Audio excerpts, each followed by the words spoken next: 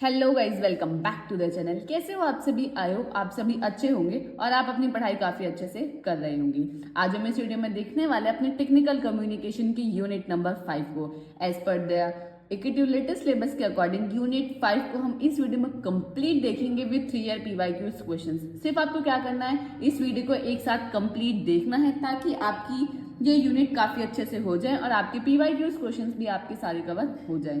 तो करते हैं वीडियो को स्टार्ट, बढ़ते हैं अपने पहले टॉपिक की तरफ। तो हमारा जो पहला टॉपिक है वो क्या है? Content creation for social media. अभी बेसिकली होता क्या है? Content creation for social media means making post, videos, images और other material to share on platform like Facebook, Instagram, Twitter and YouTube. ये है कि इसका मतलब क्या है कि content creation for social media, आप देखते हो यूट्यूब पे शॉर्ट्स को अपलोड करना, यूट्यूब पे वीडियोस बनाना, इंस्टाग्राम पे रील क्रिएट करना, ट्विटर पे आप कोई भी ट्वीट को करना या कोई भी वीडियो को पोस्ट करना, फेसबुक पे भी सेम वीडियोस, रील्स, इन सबको शेयर करना। ये सब क्या है? ये कंटेंट क्रिएशन। आप अपने कंटेंट क्रिएट कर रहे हैं किस पे? सोशल मीडिया पे। लाइक जैसे हम एग्जाम्पल लेते हैं, बहुत फेमस एग्जाम्पल है हमारे यूट्यूब पे लोग क्या करते हैं? व्लॉग्स वगैरह बनाते हैं, अपने डेली व्लॉग्स बनाते हैं या जो भी उनको अच्छा लगता है वो चीज़ करते हैं। तो वो क्या कर रहे हैं? कंटेंट क्रिएट कर रहे हैं। अब वो किस पर क्रिएट कर रहे हैं? यूट्यूब पे क्रिएट कर रहे हैं। तो यूट्यूब हमारा क्या एक सोशल मीडिया प्लेटफॉर्म है जहां वो क्रिएट कर रहे हैं। तो यूट्यूब पे उनके कंटेंट को क्रिएट करना, वो उसको ही हम बोलते हैं content creation for social media. कि सोशल मीडिया के लिए आप क्या क्या कंटेंट क्रिएट कर रहे हैं। ठीक है, आई होप आपको क्लियर होगा, क्योंकि आप इंस्टाग्राम पे स्क्रॉल करते रहते हो, रील्स देखते रहते हो, वो कोई तो बना रहा है। जो उसको बना रहा है वो है कंटेंट क्रिएटर। और वो किस सोशल मीडिया के हैंडल पे आप देख रहे हो, इंस्टाग्राम पे देख रहे हो, ट्विटर पे देख रहे हो, यूट्यूब पे देख रहे हो, वो कहलाता है सोशल मीडिया का प्लेटफॉर्म। कि किस स्पेसिफिक पे आप देख रहे हो, ये होता है हमारा content creation for social media. अब बेसिकली लोग क्यों बनाते हैं? आपने कभी सोचा कि लाइक इंस्टाग्राम पे रील्स क्यों बना रहे हैं, व्लॉगिंग क्यों कर रहे हैं लोग?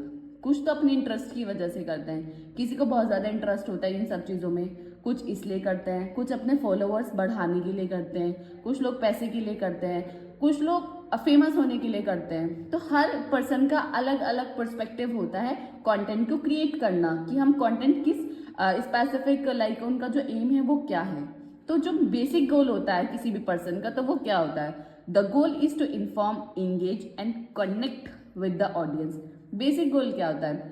कि जो भी आपके पास इंफॉर्मेशन है वो अपनी ऑडियंस तक पहुंचाना और अपने साथ ऑडियंस को कनेक्ट कर पाना।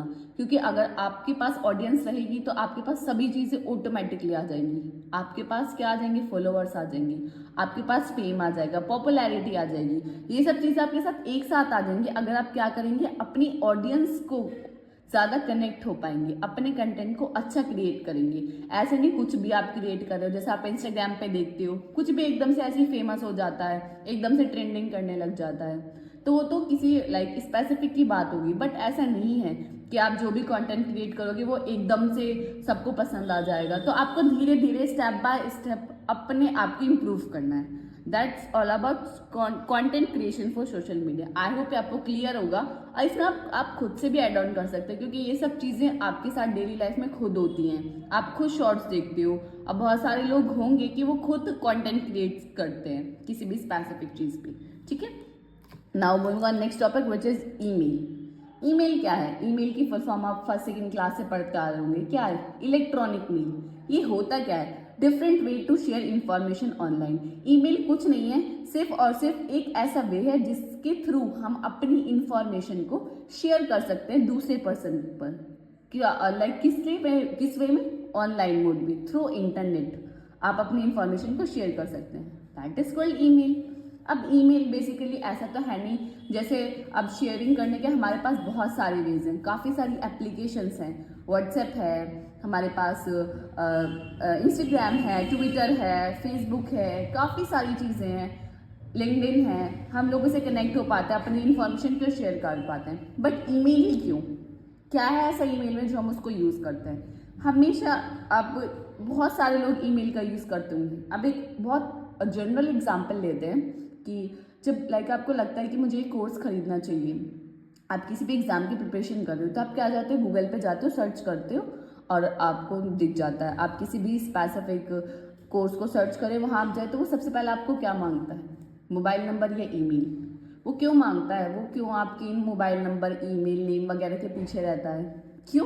क्योंकि वो आपसे प्रोफेशनली कनेक्ट होना चाहते हैं। थ्रू ईमेल आप किसी भी पर्सन से, किसी भी स्पेसिफिक ऑर्गेनाइजेशन से क्या हो सकते हो, प्रोफेशनली कनेक्ट हो सकते हो। लाइक उनसे रिलेटेड कोई भी अपडेट आएगी तो आपको स्पेसिफिक कॉल थोड़ी करेंगे, और आप कौन से कॉल उठा ले। तो आप देखते हो कि हर बार कि आप ये कोर्स ले लो 50% है, हमें पता चल जाता है कि अरे ये तो वो स्पेसिफिक जगह से बात कर रहे हैं, अरे नहीं हमें नहीं लेना, काट देते हैं हम लोग कॉल।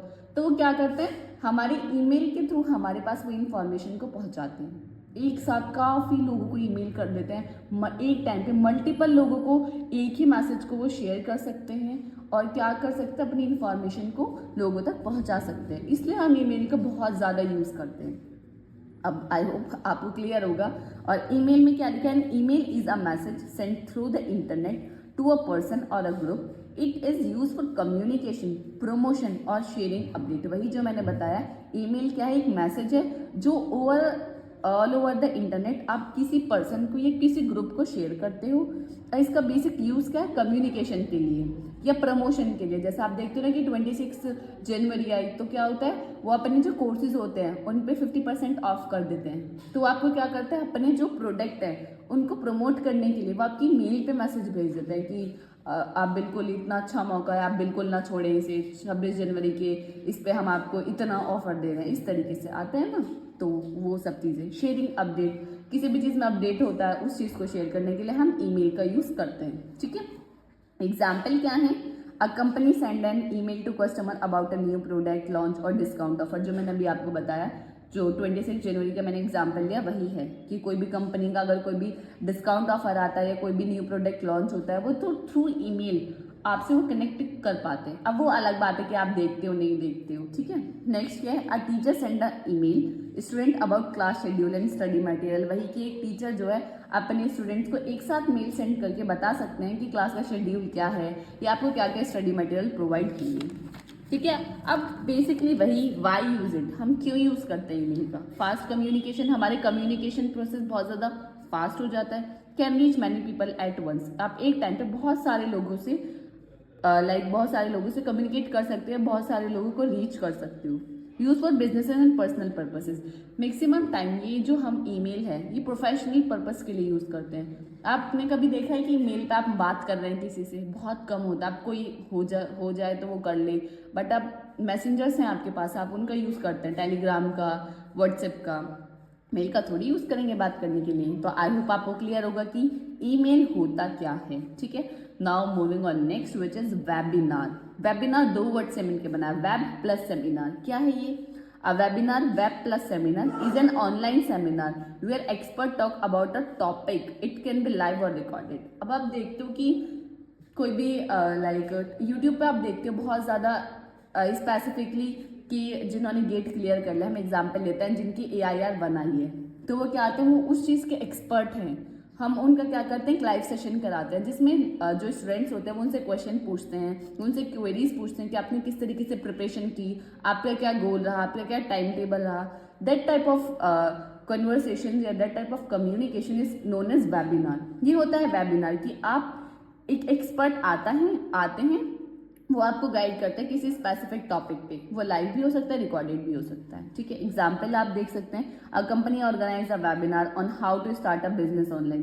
कोई भी कंपनी ऑर्गेनाइज कर सकती है, किसी एक्सपर्ट को बुला सकती है कि आप बताएं उनको कि हम ऑनलाइन बिजनेस किस तरीके से स्टार्ट करें। या आप स्कूल और कॉलेजेस में आप देखते होंगे कि किसी भी स्पेसिफिक हम क्या सेमिनार वगैरह, वेबिनार जो होते हैं वो आते हैं, ऑनलाइन आपकी मीटिंग होती है, गूगल मीट पे, जूम पे मीटिंग होती है, और वो आपको एक्सपर्ट होते हैं, वो आपको एडवाइस करते हैं। That type of call is known as webinar. I hope आपको क्लियर होगा। अब हम इसका क्यों यूज़ करते हैं, वही help people learn from expert से, ताकि हम अच्छे से लर्न कर पाएँ, उनसे एक्सपीरियंस ले पाएँ, अपने क्वेश्चन को पूछ पाएँ। और सबसे बड़ी बात क्या होती है कि आपको इसमें ट्रैवल करने की ज़रूरत नहीं है, ये ऑनलाइन मोड में होता है, घर बैठे आराम से आपको देखना है सिर्फ और सिर्फ, और नॉलेज को गेन करना है। ठीक है, ये होता है हमारा वेबिनार। नेक्स्ट क्या होता है हमारा पॉडकास्ट। अब पॉडकास्ट तो आप बहुत देखते होंगे, यूट्यूब पे कितने पॉडकास्ट आते हैं। पॉडकास्ट क्या होता है, फॉर एग्जाम्पल फिटनेस से रिलेटेड वो किसी जिम ट्रेनर को बुलाते हैं जो बहुत ज़्यादा फेमस होते हैं, उनसे वो क्वेश्चंस पूछते हैं कि बॉडी कैसे बनाए, कितना प्रोटीन लेना चाहिए, जो भी हमारे लाइक XYZ क्वेश्चंस होते हैं उनसे पूछते हैं और वो उसका आंसर देते हैं, ठीक है। या क्या होते हैं, आप देखते हो कि किसी भी रियलिटी शो में लाइक बिग बॉस हो गया, रोडीज हो गया, स्प्लिट्स विला, ये सब जो होते हैं, वहाँ से जो भी विन होता है या जो भी लास्ट में टॉप 3 टॉप 2 होते हैं उनका पॉडकास्ट कराते हैं, उनसे क्वेश्चंस पूछते हैं कि आप बताइए आपके एक्सपीरियंस कैसा रहा, आपकी उसके साथ लड़ाई कैसी रही, ये मतलब ऐसी फालतू के क्वेश्चंस उनसे पूछते हैं, वो उनका आंसर देते हैं। तो उसमें क्या होता है, पॉडकास्ट बेसिकली 2 पर्सन के बीच में होता है, एक क्वेश्चन पूछता है, एक आंसर देता है। आप बहुत सारे देखते होंगे यूट्यूब पे, तो वही होते हैं हमारे पॉडकास्ट। वही इसमें लिखा हुआ है पॉडकास्ट एक ऑडियो रिकॉर्डिंग भी, अब तो यूट्यूब आ गया है, बट पॉडकास्ट आप ऐसे भी हो सकते हो कि जैसे रेडियो शो वगैरह होते थे ना, उन्हें भी पॉडकास्ट कहते हैं, कि आप कहीं पे भी एनीवेयर इन द वर्ल्ड आप उसको सुन सकते हो। वो न्यूज़ हो सकती है, कोई भी एजुकेशन हो सकते हैं या एंटरटेनमेंट से रिलेटेड हो सकते हैं, ठीक है। एग्जाम्पल वही मैंने आपको बताया कि हेल्थ एंड फिटनेस टिप्स आता है ना, कि आपको ये बताएंगे हेल्थ एंड फिटनेस टिप, जिसकी वजह से अगर आप इनके डाइट को फॉलो करेंगे तो आप इतने हेल्दी हो जाएंगे, आपकी ऐसी बॉडी बन जाएगी 15 डेज में, आता है ना ऐसे यूट्यूब पे, तो वही पॉडकास्ट होते हैं, वही इसके अंदर लिखना है आपको, ठीक है। अब हम इसको क्यों यूज़ करते हैं, भैया आपको पता है कि इसके लिए कहीं ट्रैवल करने की जरूरत नहीं, घर बैठे आराम से देखो, जस्ट ऑडियो, नो स्क्रीन। अब just audio, just like radio की अगर हम बात करें तो वहाँ जस्ट ऑडियो, बट आज के टाइम पे ऑडियो वीडियो हमें दोनों रिक्वायर्ड होती है। गुड फॉर स्टोरी टेलिंग, किसी की भी स्टोरी आपको सुननी है या लाइक कोई अपने थॉट्स को शेयर कर पाता है, तो वो पॉडकास्ट हम उन्हें बुला लेते हैं, वो अपनी स्टोरी बता देते हैं, वो लोगों से जुड़ पाते हैं, तो that is called podcast. I hope आपको क्लियर होगा।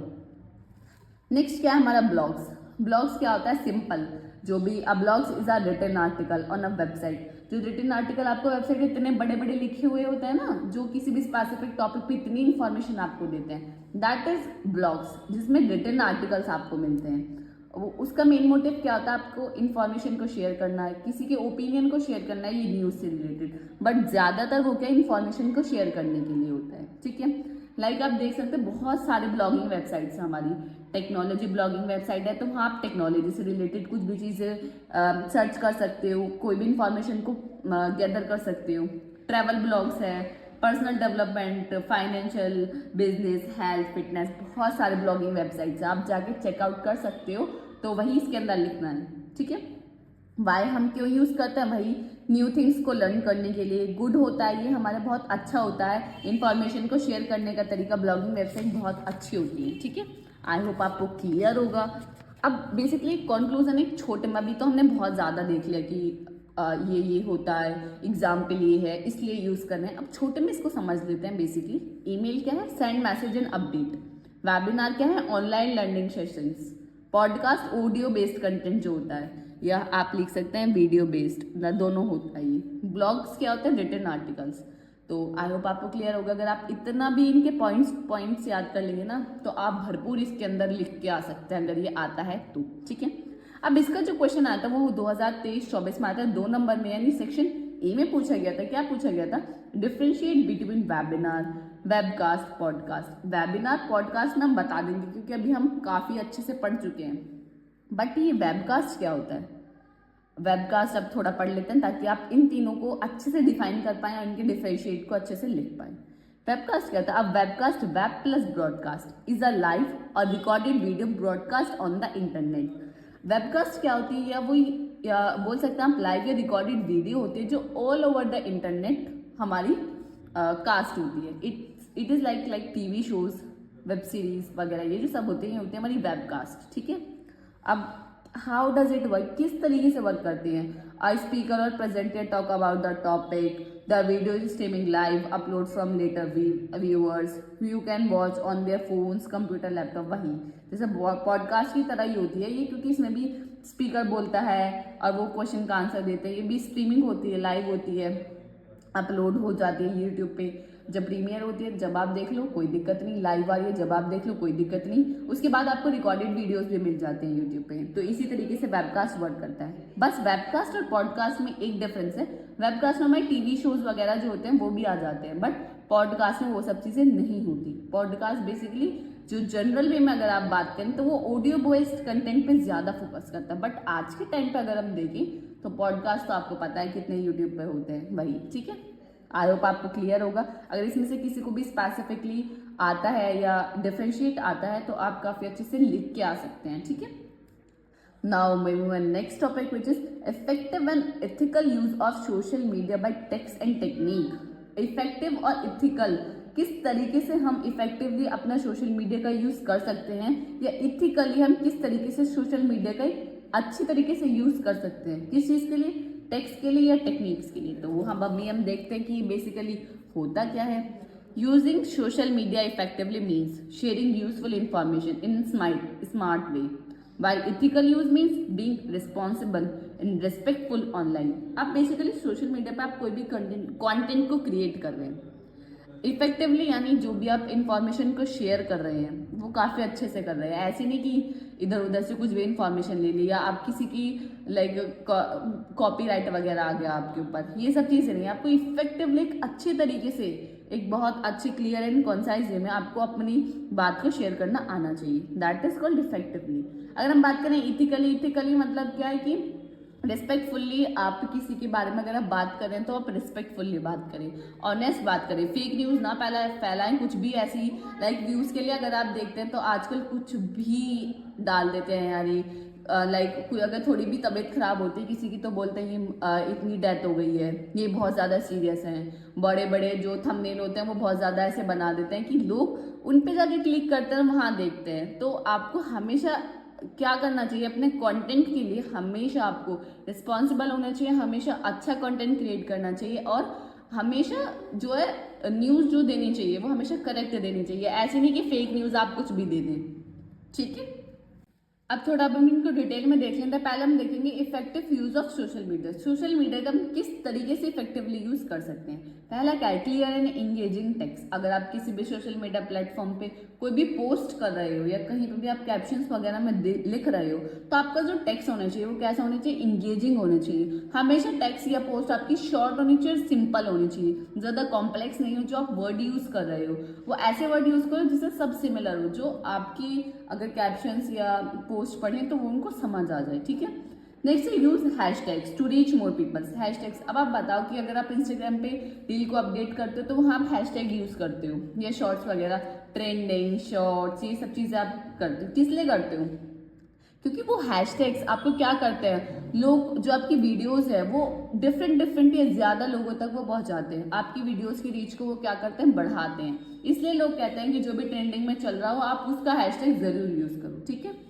नेक्स्ट इसके कुछ पॉइंट्स है। पहला क्या है, नो योर ऑडियंस। जब भी आप कंटेंट डाल रहे हो आपको अपनी ऑडियंस पता होनी चाहिए। आपकी ऑडियंस किस एज की है, उनका क्या इंटरेस्ट है। अब ऐसा नहीं है कि आप एक चैनल आपने बना लिया, उस पर आप एजुकेशनल भी डाल रहे हो, कॉमेडी भी डाल रहे हो, व्लॉगिंग भी कर रहे हो, क्रिएटिविटी भी कर रहे हो। ऐसा नहीं होना चाहिए। जो चीज़ आपके इंटरेस्ट के, आपके ऑडियंस के इंटरेस्ट के अकॉर्डिंग आप अपने कंटेंट को डालो। Have a clear goal. आपका गोल हमेशा क्लियर होना चाहिए कि आपको क्या करना है। अपने इस चैनल की तरफ आपको अवेयरनेस फैलानी है, सेल्स के पर्पज से आप ये चैनल चला रहे हो, कम्युनिटी बिल्ड करनी है उस चीज़ के लिए। नेक्स्ट है हाई क्वालिटी कंटेंट। आपको हमेशा जो कंटेंट डालना है वो हमेशा हाई क्वालिटी होनी चाहिए। ऐसा नहीं कि आप किसी की लाइक बोलते हैं ना कॉपीराइट्स वगैरह, वो सब चीज़ें नहीं होनी चाहिए। हमेशा आपका कंटेंट जो है हाई क्वालिटी होना चाहिए, इंटरेस्टिंग होना चाहिए, यूजफुल होना चाहिए, यूनिक होना चाहिए, ठीक है। अब टेक्निक्स की अगर हम बात करें तो टेक्निक्स यानी यूज़ विजुअल्स, इमेजेस, वीडियोस का आप यूज़ करें। Post consistently. जब भी आप पोस्ट कर रहे हैं किसी भी सोशल मीडिया प्लेटफॉर्म पर तो आप कंसिस्टेंटली करें, रेगुलरली अपडेट रहें, रेगुलरली पोस्ट करें ताकि जो लोग हैं वो आपसे इजीली कनेक्ट हो पाए, ठीक है। Interact with your audience. आपके ऑडियंस से आप इंटरेक्ट करें थ्रू मैसेजेस, कमेंट, इन सब के थ्रू, ठीक है। नो योर ऑडियंस, वही मैंने आपको बताया कि पोस्ट के थ्रू आप उनके इंटरेस्ट को जानने की कोशिश कीजिए कि उनके इंटरेस्ट है क्या, ठीक है। उसके थ्रू आप बहुत इफेक्टिवली अपने जो भी सोशल मीडिया का प्लेटफॉर्म है उस पर जो ऑडियंस है उसको ला सकते हो, अपनी रीच हाई कर सकते हो, ठीक है। नेक्स्ट है ethical use of social media. इसका मतलब क्या है, respect and honesty.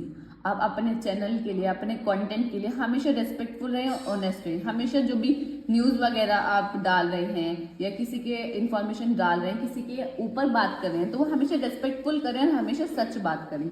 Do not use spread fake news. वही मैंने आपको बताया कि कोई भी फेक न्यूज़ को आप स्प्रेड ना करें। Respect privacy. हमेशा जो भी लोग चाहते हैं, जैसे आप देखते हो ना कि विराट कोहली और अनुष्का शर्मा की जो बेटी है या उनका जो बेटे हैं, उनको क्या उन्होंने मना किया हुआ है कि आप लोग हमारे, अगर आप कभी भी हमें देखते हो तो आप फोटोज वगैरह ना खींचो।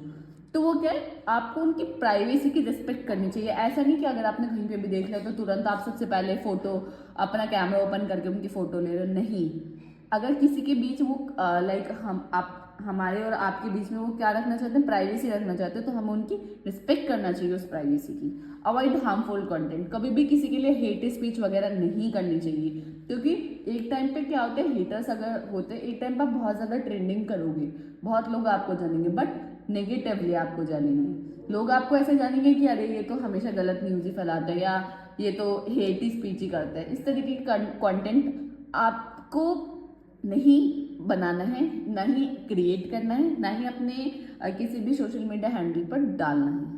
आई होप आपको क्लियर होगा। टेक्निक्स क्या है, use credits, be professional, follow platforms rule, वही सब जो मैंने आपको बताया वही इसके अंदर लिखना है। Now moving on next topic which is speech and personality. Speech and personality होता क्या है? इन टेक्निकल कम्युनिकेशन बोथ स्पीच मतलब हाउ यू टॉक, आप किस तरीके से बात करते हैं, and personality means your behaviour, your attitude.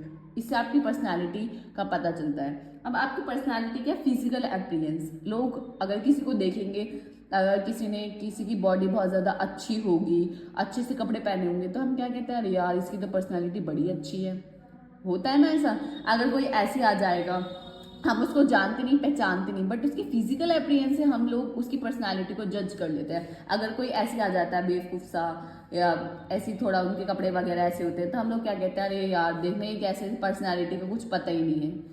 ये चीज़ फिजिकल अपीयरेंस से हम लोग आजकल पर्सनालिटी को जज करते हैं, बट पर्सनालिटी फिजिकल अपीयरेंस नहीं, इनर कैपेसिटी और आउटर कैपेसिटी का मिक्सचर होता है, उसको हम पर्सनालिटी बोलते हैं, जो हम आगे अभी अच्छे से पढ़ेंगे। ठीक है। स्पीच की अगर हम बात करें तो स्पीच का मतलब क्या है कि अगर आप किसी से बात कर रहे हैं, कभी भी प्रेजेंटेशन दे रहे हैं, टेक्निकली आप किसी टॉपिक को पढ़ा रहे हैं, समझा रहे हैं, तो हमेशा क्लियरली बोलें, प्रोफेशनली रहें और हमेशा इफेक्टिव वे में आप अपनी एक्सप्लेनेशन को रखें ताकि सामने वाला समझ पाए। Use simple words. इसके कुछ इसमें कुछ पॉइंट्स हैं। तो पहला क्या है, use simple words. Complex words का यूज बिल्कुल भी ना करें, क्योंकि उनसे कुछ लोग अवेयर नहीं होते तो उनको वो आपकी बात नहीं समझ आती। क्लियरिटी। अपनी स्पीच के थ्रू, अपने टॉपिक के थ्रू आप हमेशा क्लियर रहें। कॉन्साइजनेस, पॉइंट टू पॉइंट बात करें, ज्यादा ब्रॉड ना करें, क्योंकि आपकी इतनी बड़ी बड़ी बातें कोई नहीं सुनता। ठीक है। Structure your speech. हमेशा जब भी आप किसी भी कंटेंट को क्रिएट कर रहे हैं या कहीं पे स्पीच दे रहे हैं, तो हमेशा पहले आप अपना इंट्रोडक्शन दें, उसके बाद मेन पॉइंट, उसके बाद कंक्लूजन। इस तरीके से उसको स्ट्रक्चर करें। ऐसे नहीं कि अगर आपको प्रेजेंटेशन देने के लिए बोल रहे तो आप ऐसे ही जा रहे हो, कुछ भी दे रहे, नहीं।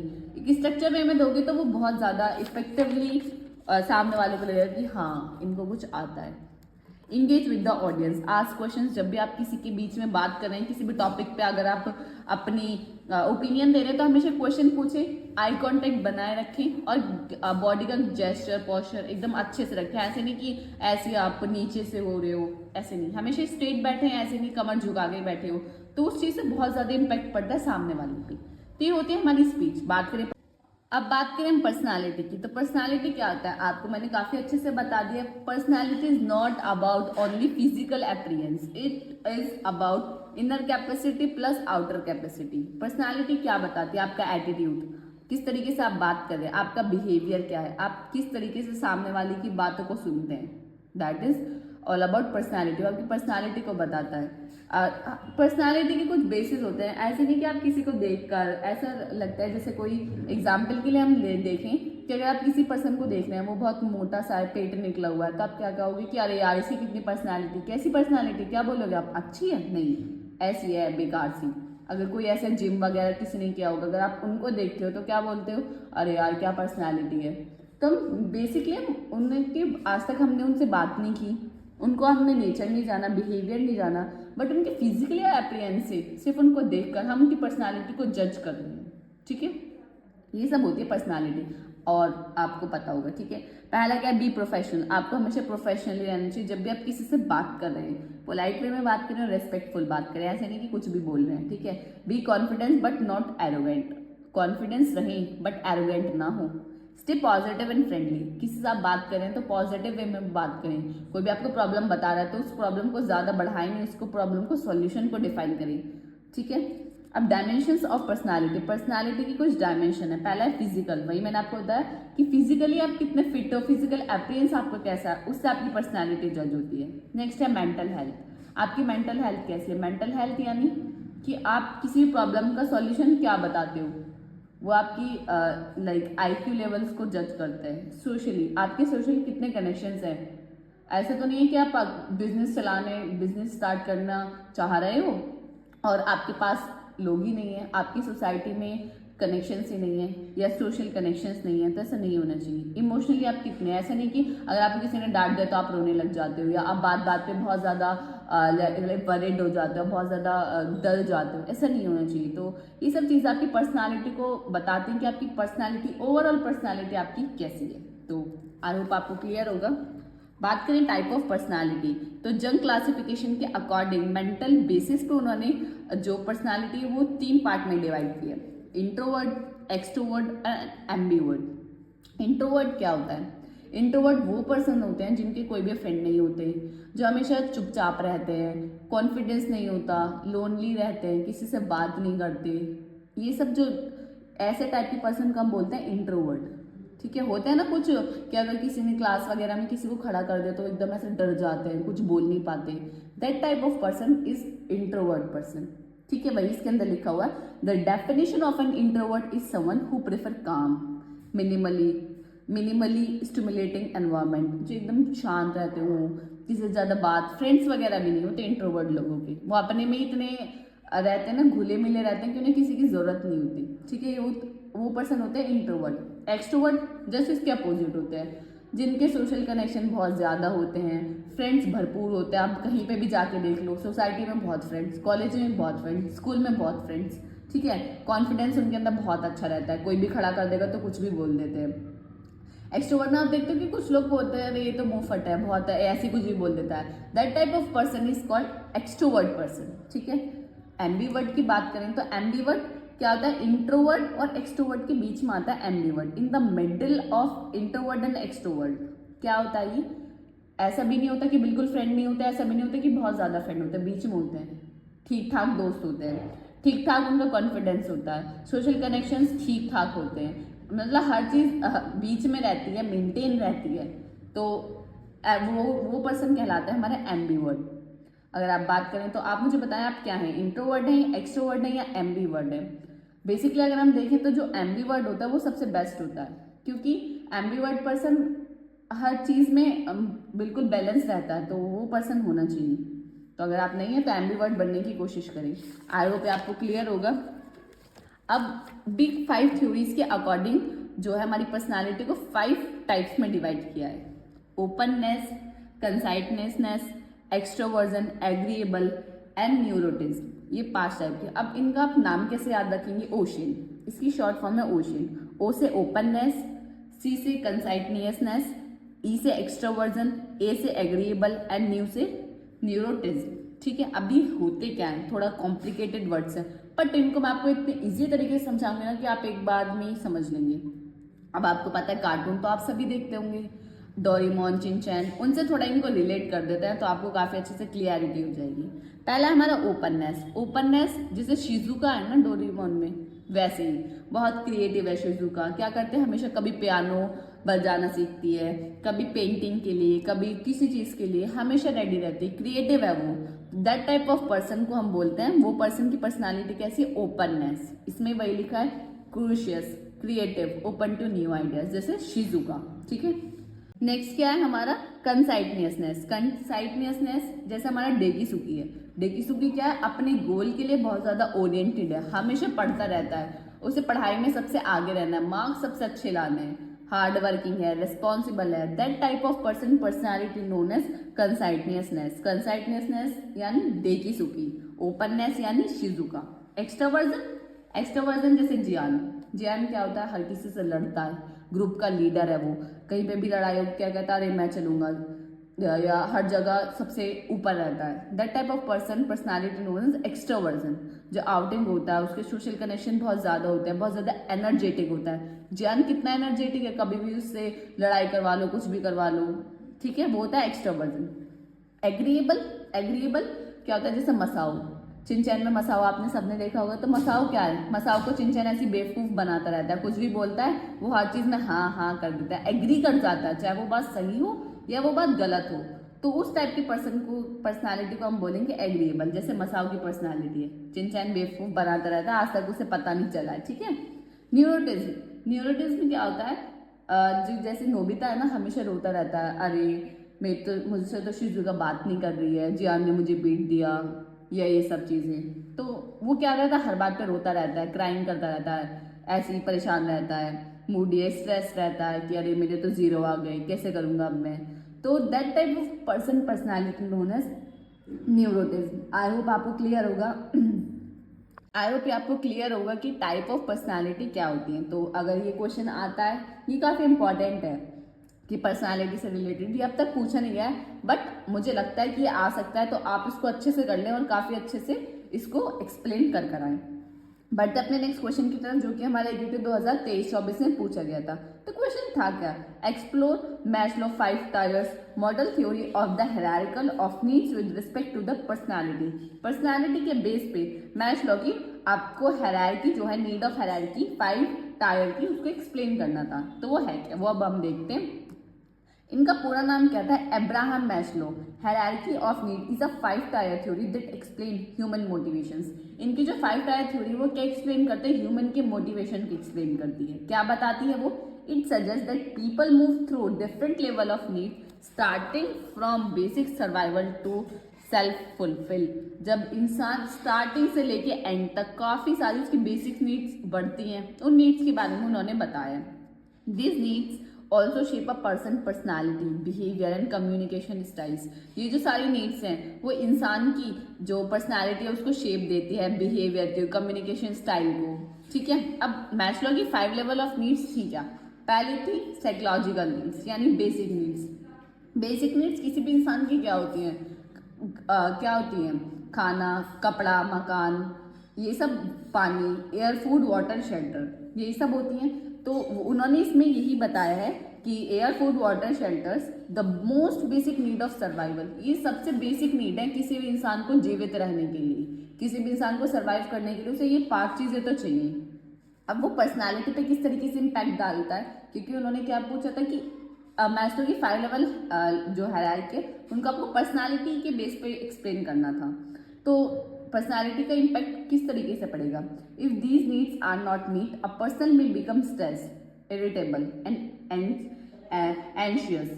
पर्सन क्या हो जाएगा, अगर उसके पास एयर, फूड, वाटर, शेल्टर ही नहीं होगा, या इनमें से कोई चीज़ खाने को ही नहीं होगा, पीने को ही नहीं होगा, रहने के लिए जगह नहीं होगी, तो वो क्या रहेगा, क्या वो अपनी पर्सनालिटी को डेवलप कर पाएगा, नहीं, वो एकदम स्ट्रेस रहेगा। वो ये सोचेगा कि मैं किस तरीके से अपने घर वालों को खाना दे सकता हूँ, एकदम क्या रहेगा, बहुत ज़्यादा डरा सहमा हुआ, अपनी लाइफ को जी ही नहीं पाएगा। तो ये है बेसिक नीड जो आपको सबसे किसी पर्सन को सर्वाइवल के सबसे ज़्यादा ज़रूरी होती है।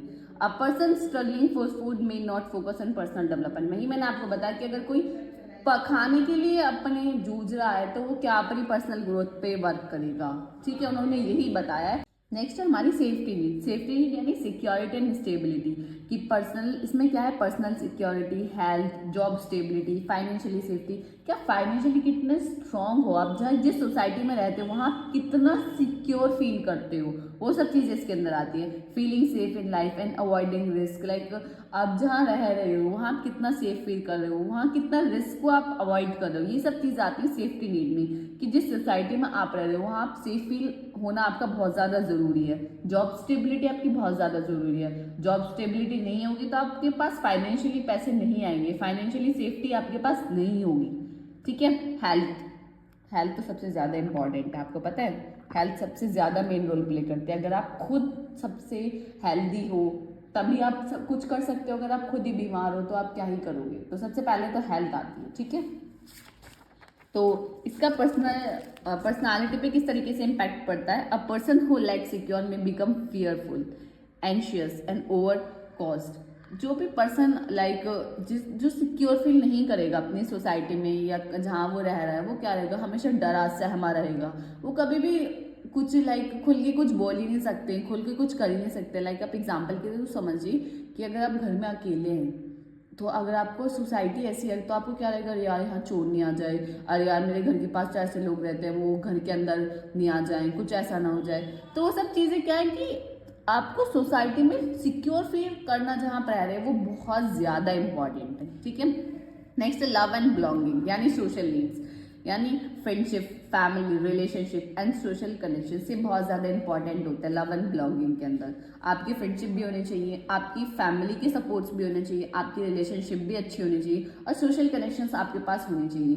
क्योंकि एट दैट टाइम अगर कभी आपके पास प्रॉब्लम आ गई तो आप अकेले तो सब चीज़ें नहीं करोगे, आपको कहीं फ्रेंडशिप की ज़रूरत होगी, कहीं आपको इमोशनल सपोर्ट की ज़रूरत होगी, वहाँ आपकी फैमिली या जो भी आपके करीबी है वो आपको सपोर्ट करेंगे। सोशल कनेक्शन यानी अगर आपको कभी भी प्रॉब्लम आ गई है सोशली, आपको किसी ने पुलिस वगैरह जैसे होता है ना कि पुलिस वगैरह का कोई केस वगैरह हो गया, तो वहाँ आपको सोशल कनेक्शन की ज़रूरत पड़ेगी। तो वो सब चीज़ें आपके पास होनी चाहिए ताकि आप अपने अंदर से इंडिपेंडेंट रहें कि हाँ इतना अगर मेरे पास कोई प्रॉब्लम आ गई तो ये लोग हैं सपोर्ट करने के लिए, मेरे इतने कनेक्शंस हैं कि मैं इस चीज़ को रिजॉल्व कर सकता हूँ या मैं इस प्रॉब्लम को ओवरकम कर सकता हूँ। ठीक है, feeling loved, acceptable and part of community, ये सब चीज़ें बहुत ज़्यादा इंपॉर्टेंट है। ठीक है, समझे आप? पर्सनालिटी पे इम्पैक्ट किस तरीके से डालता है? अगर आपके पास लैक ऑफ लव होगा तो क्या करेगा? पर्सन हमेशा शायद शर्माता रहेगा, किसी के सामने बोल नहीं पाएगा, हमेशा अकेला अकेला रहेगा और इमोशनली किसी से इमोशनली डिस्टेंस बहुत ज़्यादा हो जाएगा, वो सामने वाले के इमोशंस को समझ ही नहीं पाएगा। वो सब चीज़ें बहुत ज़्यादा इम्पैक्ट करते हैं अगर किसी की लाइफ में लैक ऑफ लव है। Strong social bond can make a person confident, empathetic and cooperative. अगर सोशल कनेक्शन आपके बहुत ज़्यादा अच्छे हैं तो आप क्या रहते हैं? कॉन्फिडेंट रहते हो कि अगर कोई भी दिक्कत होगी, अरे यार ये हैं, ये मेरे पापा पुलिस में है, फॉर एग्जाम्पल मेरे पापा पुलिस में, अरे कोई दिक्कत हो गई तो वो देख लेंगे, इस तरीके से होता है ना। तो पर्सनालिटी पर बहुत ज़्यादा इम्पैक्ट रहता है। आप देखते हो कि किसी के पापा अगर पुलिस वगैरह में होते हैं तो जो बच्चा रहता है ना उसकी पर्सनालिटी अलग ही रहती है। या कहीं आप समझिए कि आप जिस स्कूल में पढ़ रहे हो उसकी प्रिंसिपल आपकी मम्मी हो तो या आपके पापा हो, तो पर्सनालिटी आप कैसी रहेगी कि नॉर्मल स्टूडेंट्स की तरह नहीं, एकदम अलग ही रहेगी। तो पर्सनालिटी पे बहुत ज़्यादा इम्पैक्ट कराता है सोशल बॉन्ड्स। ठीक है, नेक्स्ट है self esteem needs, self worth and recognition, respect, क्या क्या आपने लाइफ में अचीव किया है, सेल्फ कॉन्फिडेंस आपको खुद पे कितना है, स्टेटस आपका क्या है सोसाइटी में, वो सब चीज़ें आती हैं सेल्फ एस्टीम नीड्स के अंदर। उसका पर्सनालिटी पे इम्पैक्ट किस तरीके से पड़ता है?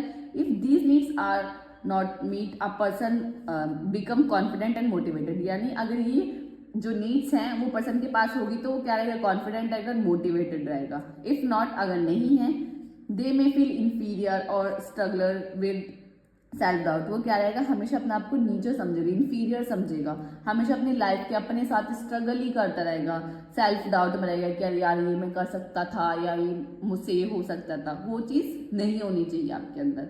हमेशा आप कोई भी चीज़ कर रहे हो तो उसको आप सबसे पहले जरूरी है सेल्फ कॉन्फिडेंस। आपको अपने ऊपर कॉन्फिडेंस होना चाहिए कि हाँ ये चीज़ मैं कर लूंगा, ये चीज़ मैं कर लूंगी, तो आप कुछ भी कर सकते हो। ठीक है, लास्ट एंड फिफ्थ था हमारा सेल्फ एक्चुअलाइजेशन यानी पर्सनल ग्रोथ। ये बताता है पर्सनल ग्रोथ के बारे में, कितने क्रिएटिव हो, कितना प्रॉब्लम सॉल्विंग हो, कितनी आपकी पर्सनल डेवलपमेंट है, आपके अंदर कितना पोटेंशियल है किसी प्रॉब्लम को सॉल्व करने का, वो सब आता है इसके अंदर।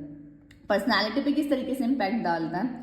Self actualisation, people are independent, confident and open minded. वो पर्सन को क्या बनाता है? इंडिपेंडेंट, किसी पे डिपेंड नहीं करवाता, कॉन्फिडेंस बिल्डअप करता है एंड ओपन माइंडेड, एक ब्रॉड माइंड हो जाता है कि हम एक चीज़ को लेकर बहुत सारे पर्सपेक्टिव सोच सकते हैं। ऐसे नहीं कि वही हम एक ही चीज़ को सोच रहे हैं, वो सब चीज़ें नहीं होती। तो ये होती हमारी 5 मैस्लो की 5 level of hierarchy. I hope आपको क्लियर होगी। अगर ये क्वेश्चन आता है तो आपको इसी तरीके से पहले उनको एक्सप्लेन करना है, फिर बताना है कि पर्सनालिटी पे वो किस तरीके से इम्पैक्ट डालेंगी, और अपने पास से आप एड ऑन जरूर कर सकते हैं। तो आई होप आपको ये चीज़ क्लियर होगी। बढ़ते अपने नेक्स्ट क्वेश्चन की तरफ। जो कि AKT 2023-24 में पूछा गया था। तो क्वेश्चन था क्या, explain Swami Vivekananda 5 self theory of personality development. Swami Vivekananda की आपको 5 थ्योरीज बतानी थी, किससे रिलेटेड, पर्सनैलिटी डेवलपमेंट से रिलेटेड। तो ठीक है, वो अब हम पढ़ेंगे। Swami Vivekananda has 5 self theories of personality development, focuses on building a strong and balanced personality by developing 5 key aspects of the self। उन्होंने ये 5 key aspects बताए थे जिससे कोई भी पर्सन अपनी पर्सनालिटी को डेवलप कर सकता है, बैलेंस कर सकता है, अपने आप को स्ट्रांग बना सकता है।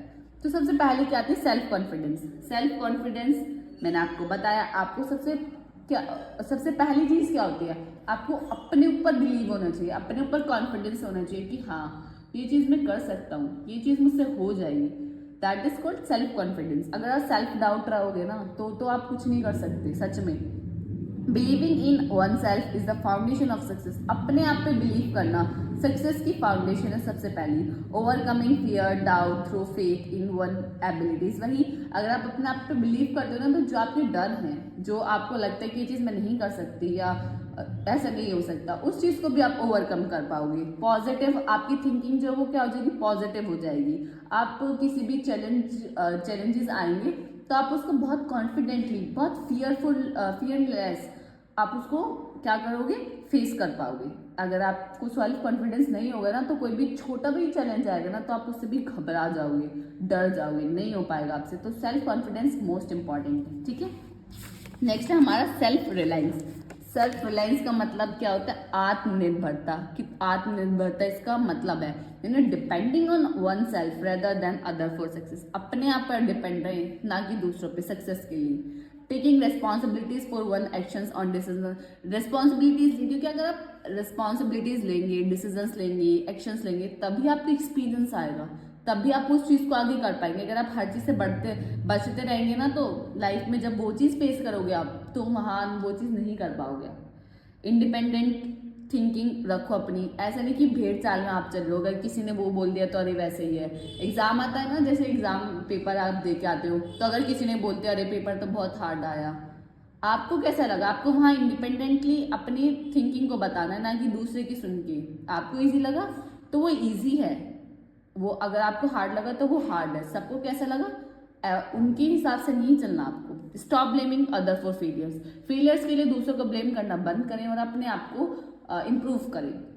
सेल्फ डिसिप्लिन, कितना डिसिप्लिन है भाई, कंसिस्टेंसी, इमोशनल रूटीन, आपके गोल्स को लेके आप कितना उसके लिए डेडिकेटेड हो, ये सब चीज़ आते हैं सेल्फ डिसिप्लिन के अंदर। डिस्ट्रैक्शन को आप कितना अवॉइड करते हो, या कितने आप अपने आप को कंसिस्टेंटली आप डेली के डेली वर्क करते हो, वो सब चीज़ आती है हमारी सेल्फ डिसिप्लिन के अंदर।